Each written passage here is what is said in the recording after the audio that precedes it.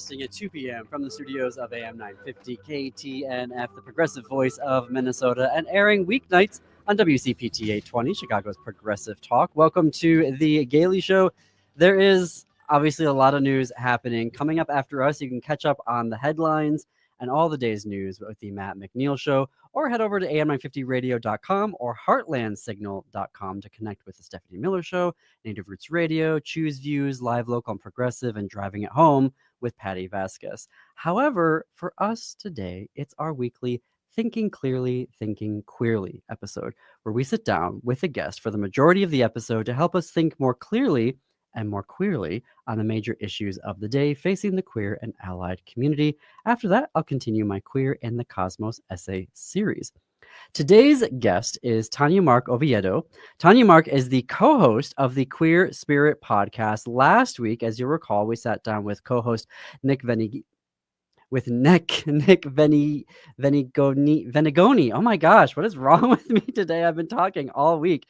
Venigoni. Sorry, Nick. So I am thrilled to be in conversation with TanyaMarck today. They are a two-spirit, non-binary, queer, Native, Indigenous person of color. They have been a person in recovery since 1989.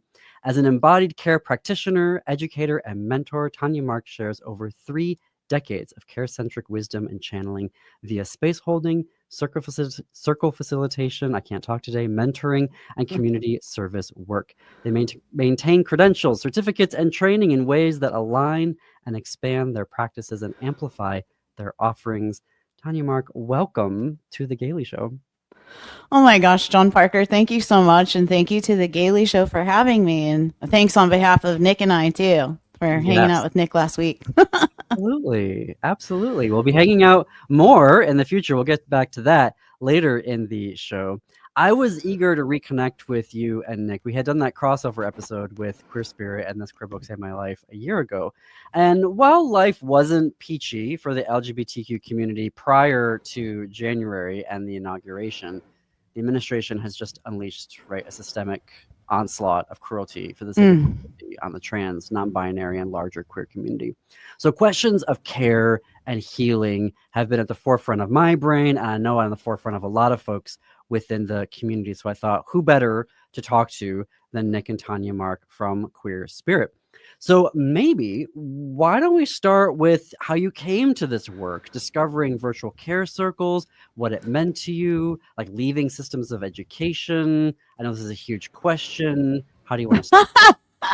Yeah, absolutely. Well, thank you. Thank you for the ask, and thank you for, having me here today. And, I was, as I was prepping for our shared time, John, outside and, just taking a moment, I was like, how do you sum up, like you were reading my bio and I was like, holy shit, 3 decades. Like that's a long time. I'm going to be 55 in next month. And so it is true. I guess the best way to sum it up to you is that in 2010, I began my decolonized journey, right? And so then that was a process that I went through. That involved me beginning to disconnect from the systems that I was participating in for a long time. So for me, I was an educator in the classroom. I taught computer science and web design and health and wellness to wonderful adolescent beings, and I loved it. And I also identify as being a person in recovery, and where I found that care plan was through the rooms of 12-step.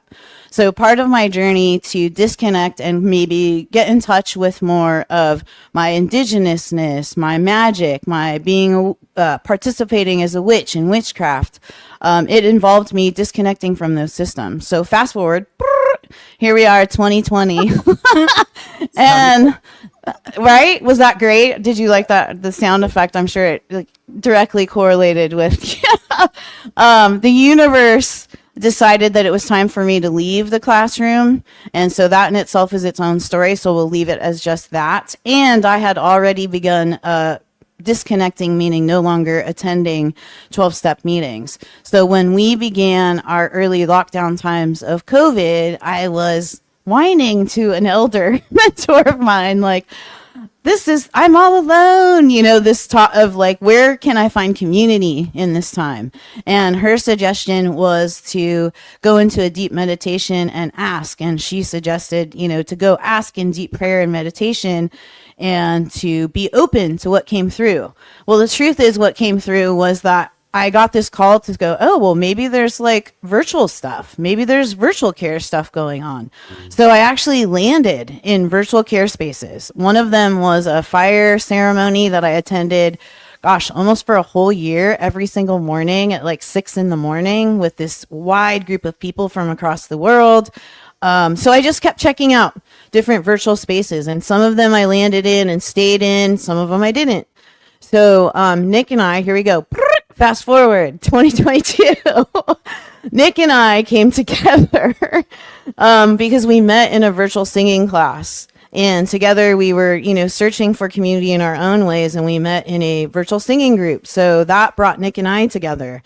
And when we met in person, I say to Nick that it was like collision of the stars, We just knew there was something there to explore. So that was when Nick invited me to explore participating with him on the podcast. And then we also decided like, well, hey, as queer people, we want to be of service to our community, and we care about care, taking care of ourselves and others.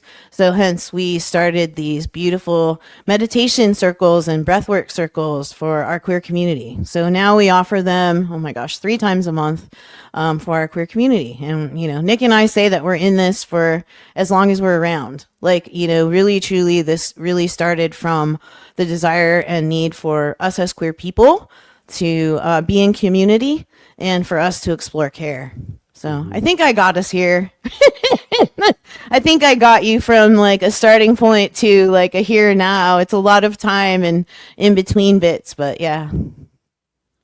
As a queer practitioner, what has engaging in this work?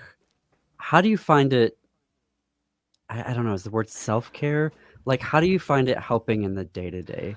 Like I love giving the personal narrative. I want to get into techniques in your toolkit, but I would love for folks to kind of hear, for me in the very limited practice, right, that I do, it's just kind of having that breath work, which is very limited, what I know and how to do, it always just kind of feels like centered. It feels like things are more possible. It also helps me like clarify, like, no, this is what's necessary right now, and this is not what's necessary. Like this can be put on the back burner, right? So for you though, what is that like? Like what did it provide for you? It's interesting for me because my care is really built into all of my day, right? So the pauses, the taking breaks. I mean, even preparing for this time, I was outside grounding, stretching, moving. And I guess what I've learned to do is to honor the fact that care is energy. We're talking about energy that we work with all the time, right? And so in that case, when we care for our bodies, what we're doing essentially is we are healing by tending to our care. I mean, I invited Yumi and Brett to take a breath together, right? Before we actually came on to this beautiful, space here, because it's intention, right? That's the other thing I want to mention. Like I tell the people I work with and like the groups that I'm in, like there's no care monitor out there in the universe that's going to go like, you're going to be out there breathing and go, no, John, you didn't do it right. It's intention, right? And it's also about intention and connecting to whatever our spiritual tools may be, and understanding that when we take care of ourselves, it is a micro collective response to what's happening in our world right now. So self-care is a response. It's a very, caring, nurturing, loving response. And when we take care of ourselves, that's the frequency we're putting out to the world. And right now, our world needs a ton of it. Right. So a lot of times folks want to project like, what can I do outside of, but it's really, what can you do right here with yourself? And I remind folks that simply taking a breath throughout your day, even a shake, a shimmy, what you're basically doing is acknowledging to your body like, hey, I know you've got energy going on in here. So let me tend to you. Let me take care of you. Let me hydrate you. Let me nourish you. Let me make sure we're touching base with nature, with community. I love that energy work. And someone, when they first explained it to me, was like, what are you putting your energy into? Also, like, are you putting your energy only into these systems that are, draining you? Or are you putting these, this energy into finding ways of grounding and care for yourself? We've got about 3 minutes here, so maybe we can introduce breath work. You were mentioning it. So why don't we introduce breath work to us, and then maybe we can do like an exercise when we come back from the break. Yeah. So breathwork is really where we are working with the natural inhale and exhale, right, of our body. So it can show up. There are so many different techniques. So the simple, most basic thing is that we access our breath all of the time. So when we go into an intentional way of making contact with our breath, what we're basically doing is saying, hello, breath. Hello, lungs. Hello, body. And when we inhale, the idea of energy is we're inhaling any kind of good intentions, good vibes, good energies. And then when we exhale, we're letting it go.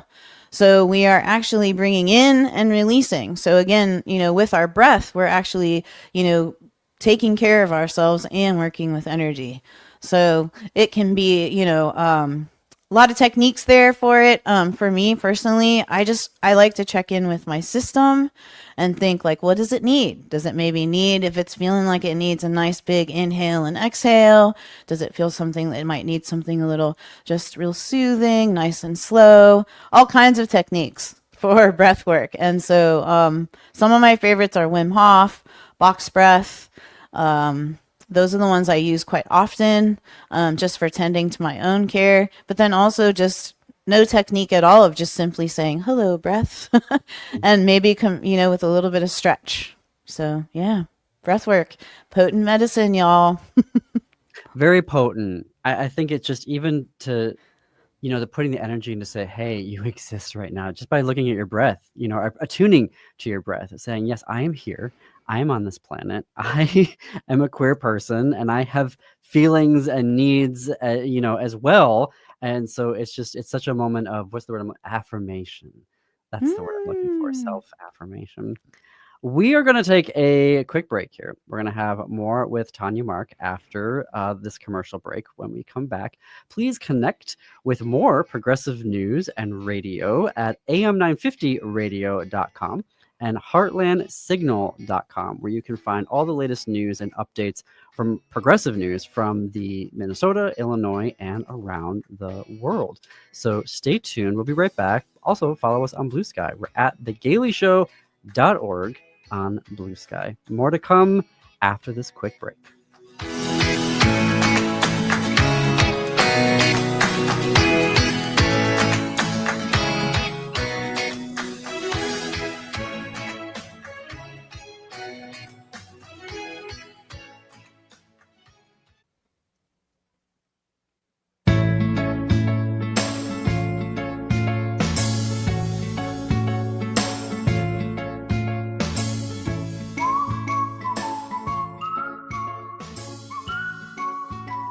Welcome back to The Gailey Show. I am your host, John Parker. It is 21 minutes past the hour. It is Thursday, which is our time of the week for Thinking Clearly, Thinking Queerly. My guest is TanyaMarck Oviedo, who is the co-host of the Queer Spirit podcast.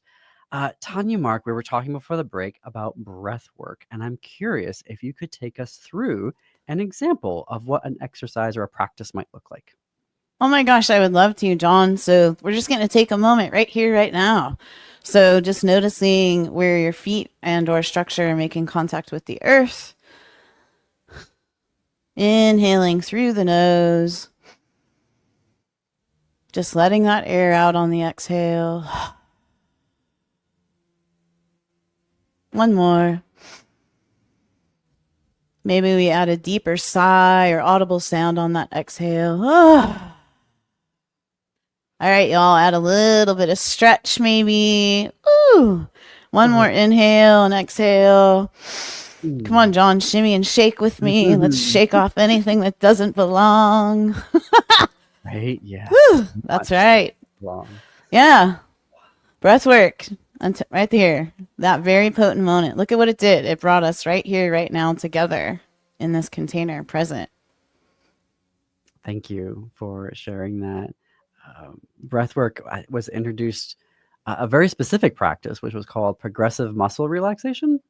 Have you worked with that before? It was my neurologist actually who introduced that to me as part of dealing with epilepsy. and like reducing stress. And so you identify like certain parts of your body, like your feet, and you just sort of focus on your feet while you're also kind of attuning to your breath. And then you scrunch up your feet muscles, and you do a breath where like you're 4 seconds in, 8 seconds out, and then you just release and let all that tension just go. And then you just keep doing that, like up your body all the way to your head. Breath work. Amazing. Okay, let's talk next about meditation, because I think a lot of people have this perception in their head about what meditation is, and for many, it's the Buddha. So walk us through, as a practitioner, what meditation, other forms of it can look like, and then maybe we can also do an example of a practice. Yeah, sure. Well, first of all, I want to also name that there's no meditation monitor out there, so that when we are meditating, there's no like, that's not, and that again, I'm going to bring it back to intention, right? And it's about just becoming mindful, becoming present in the moment, whether it's attuning to, the technique that you just described, while it does involve breath work, can also be a form of meditation, because what we're doing is we're taking a moment to focus on something, to bring in some mindfulness and being present to something, right? So that's my definition of what that is. And the way I go about doing that on the daily is I check in with my system. So a meditation this morning for me actually involved a lot of tidying up. So I was continuing to tidy up some things and just kind of in this flow of humming and whistling and being.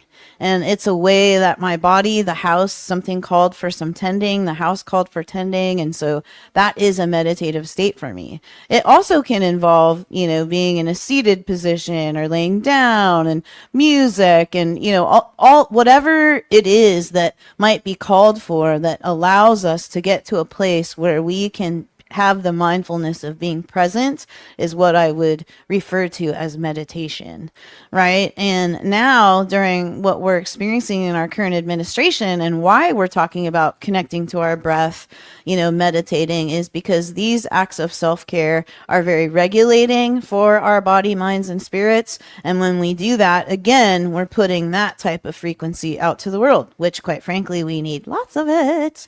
So, yeah.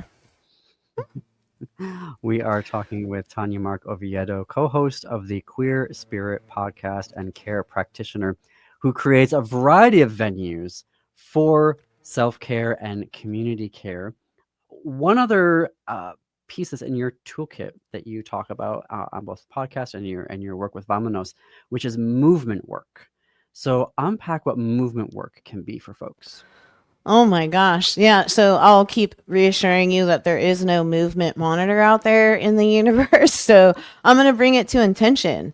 When we connect to our breath, when we connect to our mind, body, and spirit through meditation, and when we bring in the medicine of movement to our body, we are basically taking responsibility for tending to our system, right? And energy can be very, very sticky. And so when we bring movement into our body and systems, we're also taking accountability for, oh yeah, I want to keep that energy moving. And I think you brought it up at the top, like, well, where do we send the energy? We can send it into earth, right? Many references for the earth, Pachamama, earth, whatever it is that aligns with your practice, you release it into the earth. And we do that because earth can take it and recycle it, transmute it, and transform it. We can let it go.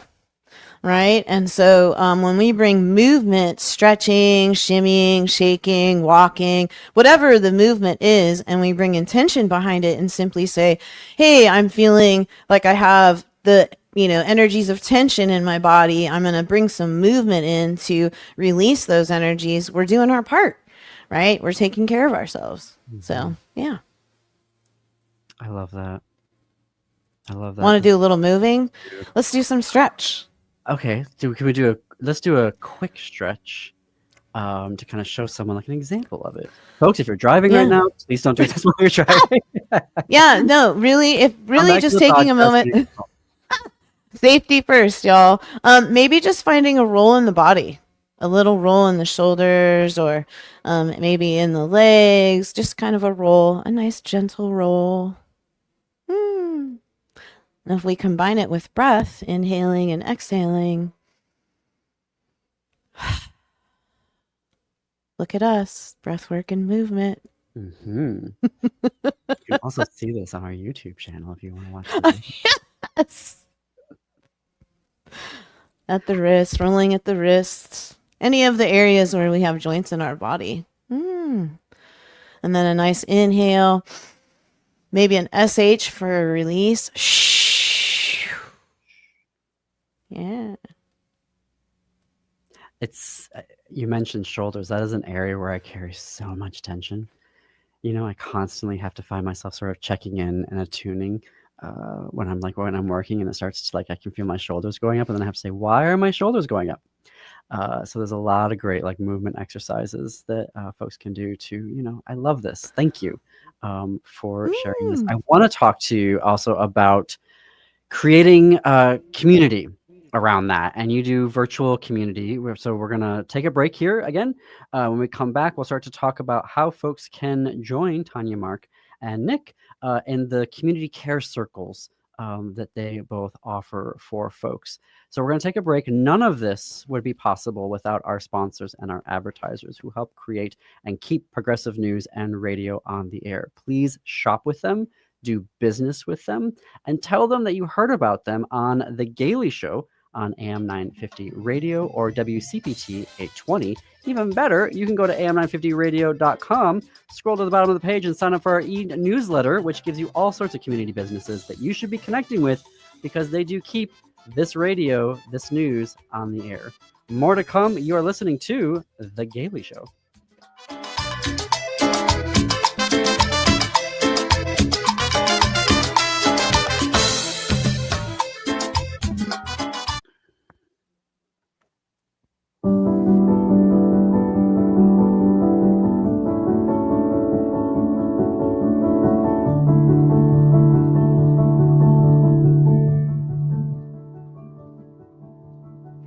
Coming to you from the studios of AM 950 KTNF, the progressive voice of Minnesota, and airing weeknights at 8 p.m. on WCPT 820, Chicago's Progressive Talk.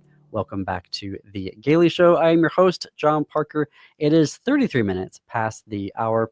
It's our weekly Thinking Clearly, Thinking Queerly episode, where we sit down with a guest for the episode to help us think more clearly and more queerly on the major issues of the day facing the queer and allied community. With me today is TanyaMarck Oviedo. TanyaMarck is the co-host of the Queer Spirit podcast. Last week we sat down with co-host Nick Venegoni. So I'm thrilled to be in conversation again with TanyaMarck today. They are a two-spirit, non-binary, queer, native, indigenous person of color. They have been a person in recovery since 1989. As an embodied care practitioner, educator, and mentor, TanyaMarck shares over 3 decades of care-centric wisdom and channeling via space holding, circle facilitation, mentoring, and community service work. I would love to talk then about, we've been doing sort of some introduction to individual practices that we can do. Let's talk about the community and how you offer community practice virtually right now. There's 3 sessions that you all do on a regular basis. So talk to us what that looks like. Sure, absolutely. And I also just would like to be able to name the medicine of community and how important that is all the time, but especially now, that we do find folks that we can align with. And that's really what these care circles have, like I said, the foundation of these care circles is community care and magic, right? And so the idea is that we come together on first Saturdays and we breathe and meditate and move together, right? So we invite folks to come in. These are queer spaces, and we invite people to bring in their tools, guides, and practices. And Nick and I are there to provide the, just a general guidance and foundational framework for us to be in community and to explore care. On third Sundays, we bring in chanting. I think I mentioned earlier that Nick and I met in virtual singing with a mutual teacher, Linda Arnold, and we both enjoy singing and find it very for me, I can speak for me, that it allows me to connect to my identities of being indigenous and native, and really ties in with some of my spiritual practices. So on third Sundays, we come in and we sing, and the medicine of voice and chanting and singing combined with breath work and movement gives us an opportunity, to explore those practices. And then on fourth Sunday, that's a really special space as well, because it's a space for our queer people of color. And that's a space that's hosted by Queer Spirit, and where Nick and I have intersectionality. This is a space specifically designed for people of color. What's beautiful about these circles, y'all, is that when we initially started, Nick and I started, we were using other music. And because Nick and I both are creatives and musicians and artists in our own way, we now make our own music, curate it. We can bring in the energies of the planets and astrology and tarot and what's happening with the sun and the moon and the planet, all of those things into the music, which allows us to curate live to it as well as play live music to it. So the whole premise of this is, let's come together in community. Let's be in community. Let's explore care. And it's about not just exploring care, it's also about receiving care. So we always provide time in our community circles for folks to come together at the end of circle and to reflect. And it's been incredible. We have people that have joined us since 2022. We have people that have been coming to Circle. And that is just a really beautiful, it's a great place to land. And these circles are free, by the way, to join. And our intentions are to keep them that way forever. Whatever, for as long as, the universe will have us here doing these circles. And it really is about coming together and exploring care and being in community. And you have also, well, actually, let me ask about the music. Like, how do you find expression? Because you're both creatives, you and Nick. How do you find the expression of the universe and the cosmos into your music? How do you find that manifesting?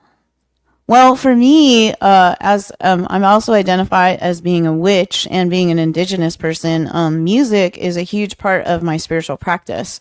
So, me working with my voice, me working with instruments in ways that I've been called to, I'm not classically trained at all. These instruments that showed up in my life, like the handpan and the keyboard and percussion and the cajon, they all came through spiritual experiences that I had and the call to play with these instruments. And what I've learned about myself is I can play by ear. I don't know. When Nick talks, he's very classically trained and incredible at it. He just has a different educational background, right, when it comes to music. So when he speaks, I'm like, ooh, you're speaking. I've learned so much from him. And I think, to be honest with you, Nick and I spend 2 days, sometimes 3 days a week together for a few hours a day. And we've been doing this consistently since 2022. So I also believe that our cultivated connection together and the way that we've grown and supporting each other has led to the fact that we can make music together. So we can talk about like, ooh, what do you hear when, if there's a full moon and we want to do some releasing vibes or bring those in there, what kind of like drumming or rattling or something can we bring in, or how can we bring that with our voice? It's actually quite spiritual to curate in that way, because we're thinking about what might be helpful for, folks to be working with when they come to Circle. So, yeah. And it's super badass and fun. Beep. It's super fun. We are talking with TanyaMarck Oviedo, co-host of the Queer Spirit podcast. You're talking about creating these communities. You've also done some very specific things recently to respond to some tragedies in Los Angeles. So you did a wellness clinic in Pasadena to support the victims of the Eaton fires in LA earlier this year. What can you share about that work?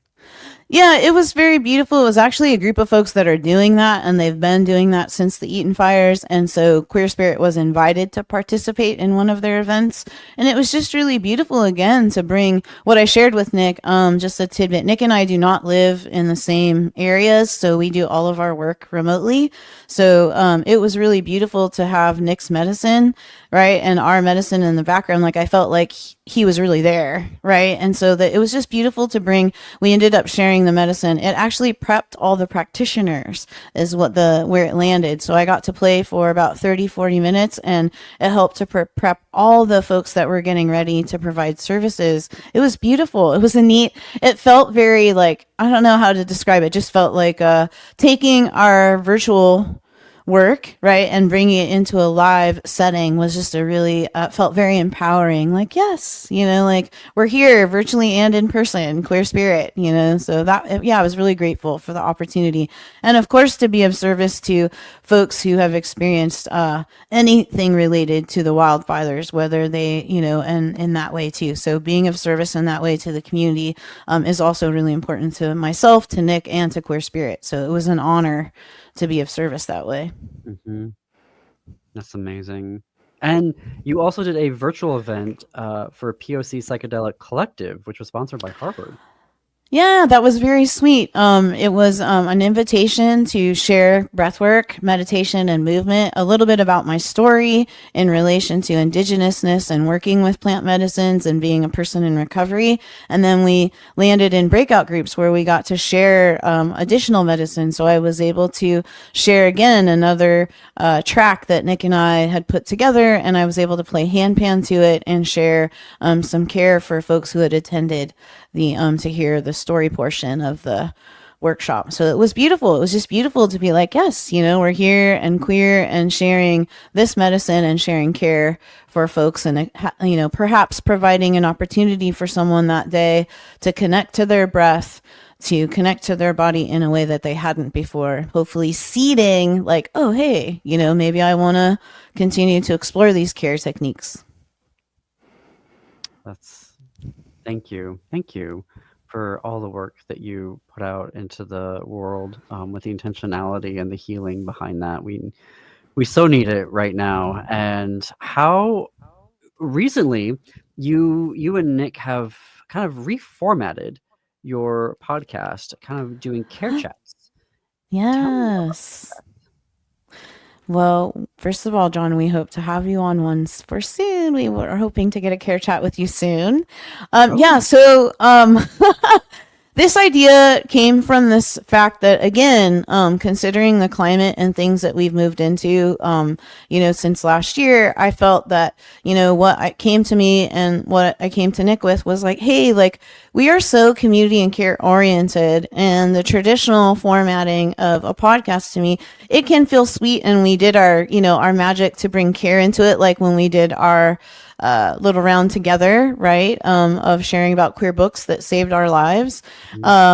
So this idea of making it like a care chat was like this idea of like, if we were all on the couch together with our mug of care, what could we just share about? What could we share about? And how can we share from not just a personal lens, but more, yeah. So it's just like having a convo of care and saying, hi, let's check in and let's explore what's happening. So it's been really cute and intimate. And again, the intention is to really encourage people to cultivate connection, right? And to build community. And so it really is this just like sweet, like, yeah. And they're very short, so that folks can, we wanted to keep them short and sweet so that folks could just have a place to land and maybe listen to some care and maybe, receive some sprinkles of energy or any kind of positivity that they might need.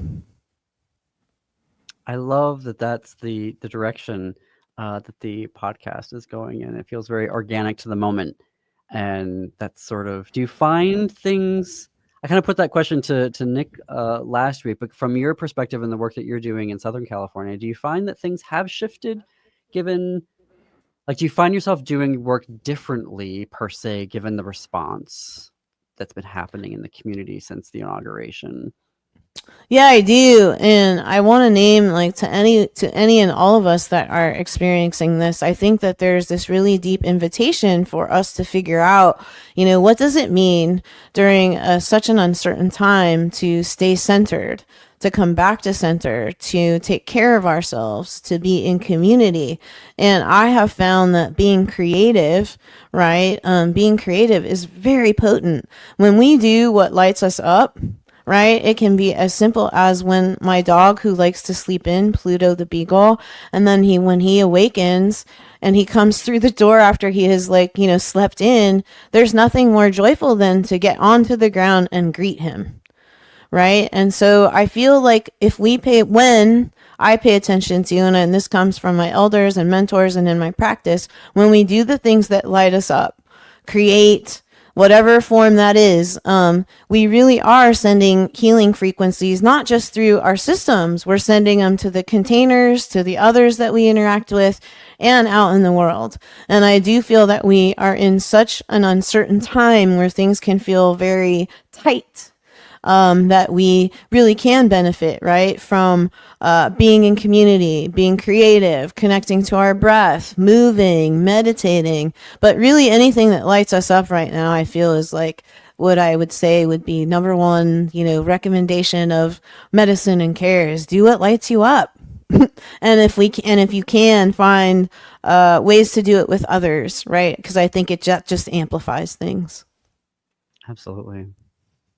See, this is why I love talking to you and to Nick. And speaking of, I will be inviting Nick and TanyaMarck once a month on Saturday afternoon, so as part of AM 950's LGBTQ block, to join us and to talk about care and self-care and creating community of practice.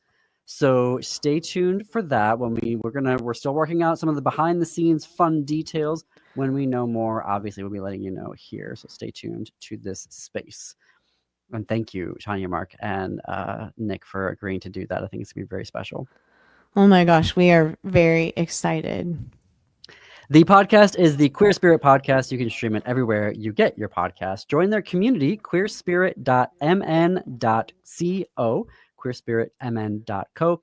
Connect directly with TanyaMarck at TanyaMarck.com.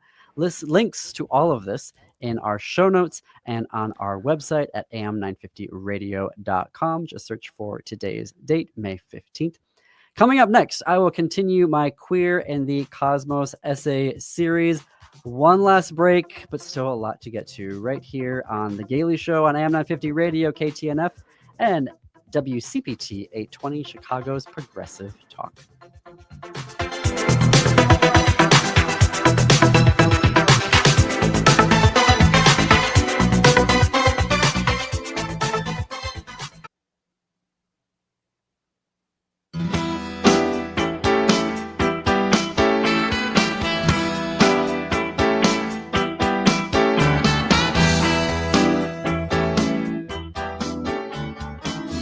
Welcome back to The Gailey Show. I'm your host, John Parker. It's about 9 minutes before the top of the hour. Every Thursday, I close out our Thinking Clearly, Thinking Queerly episodes with a weekly essay series I call A Queer and the Cosmos, an opportunity to understand queer life through exploration of the cosmos. You can only find this right here on The Gailey Show. Here is my latest essay, Light Year number 12. Beam me up, please. In elementary school, one of my favorite book series was My Teacher is an Alien. It had everything. A loner dork whose best friends are books, who finds a new best friend, and then they both discover that their new substitute teacher happens to be an alien who wants to kidnap 5 students. At the end of the novel, Peter, our loner dork hero, whose main best friends are books, saves the alien and takes off in his spaceship. He is taken to a much larger mothership the size of New Jersey. Once on board, because he's given up his home on Earth and his old life, he is given a new name, Krepta, which means child of the stars. Peter decided to leave Earth in an act of self-sacrifice. Instead of kidnapping 5 students, Peter made the decision to go in their place. He had no real emotional connection to his father. His mom opted for a divorce and lives with her new husband. I have always read Peter as a queer character, this despite the fact that when I interviewed the author Bruce Coville, a member of the LGBTQ community himself, about Peter's queerness, he said that no, Peter was straight, to which I reply, sorry, Bruce, I don't care. Peter is gay or bi or queer, and if I have to resort to writing fan fiction, I will. Anyway, while Peter did have a new best friend, it wasn't enough to want him to stay on Earth. All he read was science fiction. And when asked why he chose to leave by the aliens he meets in space, he actually replies, to learn. I cannot tell you how jealous I was. I loved all the stories as a kid about aliens, wizards, or heretofore rich, unknown relatives who arrive to spirit away the awkward, lonely hero. In the case of my teacher as an alien, I was both Peter and to a degree the alien. Understanding my queerness, I knew I was alienated. I wore a human mask. I was someone who walked amongst the humans, hiding a shocking secret. In telling his story, Peter mentions that while he had plenty of reasons to run away from the emotionally void relationships with his parents to the constant bullying for being different, he also wanted to run to something, and that was space. He wanted to know the secrets of the stars and the galaxies. Obviously, in writing a series called A Queer in the Cosmos, I am endlessly fascinated with secrets, these same types of secrets. I don't need to know all the science behind it, but just enough to understand the marvel of it all. But more than that, while I would be running away from the violent homophobia, I would be running to new civilizations if I got the chance. New ways of being. A place where I wasn't different. Within hours of being aboard the spacecraft, Peter learns how ignorant our language is to express the reality of multiple genders as he is meeting aliens of multiple genders, completely outside our understanding of male and female. He discovers that aliens are shocked by how we're constantly killing each other. And one of the major questions of the galaxy in the novel is how to contain humans from bringing their violence to the wider galaxy. How beautiful is that to a closeted queer kid? There's a federation of civilizations who see us exactly for who we are and condemn it. Peter is ultimately placed in the position to have to defend the Earth's place in the galaxy. I would not have done that. Put up the barricades, don't let them out. Even better, rescue the queer kids. Leave everyone else behind. Rescue all the kids who are different. Leave everyone else behind. The more I learn about the cosmos, though, the more impossible it seems that we'll ever meet another civilization, just to the sheer expanse. Even if you have a lightspeed engine, the amount of time to traverse the galaxy is counted in decades of light years, hundreds of light years. Not only that, one would have to come across this random radio signal from a tiny speck of a planet in a galaxy, not with thousands, not with millions, not with hundreds of millions, but with billions of solar systems. The closest planet to us is Proxima Centauri b, only a scant 4.2 light years away, which is 40 trillion kilometers, and it's not habitable for life. But if, in the infinitesimally small possibility, an alien civilization arrived into our solar system, obviously there would be the getting to know you period. But in my throuple, my relationship, I would be forcing the conversation of getting off this planet. Sure, there are some lovely aspects to it. The inland seas around Michigan, nice. Puppies and kittens, definitely nice. But for me, this is more of a Noah's Ark situation. Gather up the puppies and the kittens and let's go. Beam us up. Goodbye, capitalism. Good riddance, MAGA. Bye-bye, religion. I find myself making the best of a beep situation right now. If given the choice, solving the problems of capitalism and socialism and communism is not something I want to do. Solving the problem of MAGA is not something I want to do. Solving the problem of how to live free from the influence of religion is something I'm trying and failing to do. Let's go. Let's learn the secrets of the stars. Let's learn how to live free from the history of mass violence we've inherited. And in doing so, let's find healing among the stars. Assuming this alien civilization is willing to take some, but definitely not all of us, along with our puppies and kittens and other assorted animals who should also be able to live free from humanity. It's a profound ethical question, posed most eloquently by Ursula K. Le Guin's short story, The Ones Who Walk Away from Omelas. Omelas is a city which is a perfect utopia, but that perfection is based upon the complete torture of a single child. Upon learning the secret, all citizens of Omelas are shocked, but most learn to accept the compromise. It is only one child, after all. But there are others, a smaller group, who do not acquiesce. They walk away from Omelas. No one knows where they go because none of them have ever come back. Le Guin writes, the place they go towards is a place even less imaginable to most of us than the city of happiness. I cannot describe it at all. It is possible it does not exist, but they seem to know where they are going, the ones who walk away from Omelas. There's such a little chance to say no chance of an alien civilization visiting us. So we are left to fight, whether we are interested in it or not. When people come at you with swords and guns and tariffs and cruel laws, you have no choice. It's just a question of the manner of your fight and resistance. And even if an alien civilization arrived and was willing to take some of us away, it may very well turn out to be another Omelas. Even so, I'm getting on that ship to learn from the stars. Thanks, everyone. The Matt McNeil Show is coming up next. I'm going to take a break so I can learn how to talk again. Until tomorrow, keep it queer, America. We'll see you back here for culture and entertainment at 2 p.m. on AM 950 and 8 p.m. on WCPT 820, Chicago's Progressive Talk.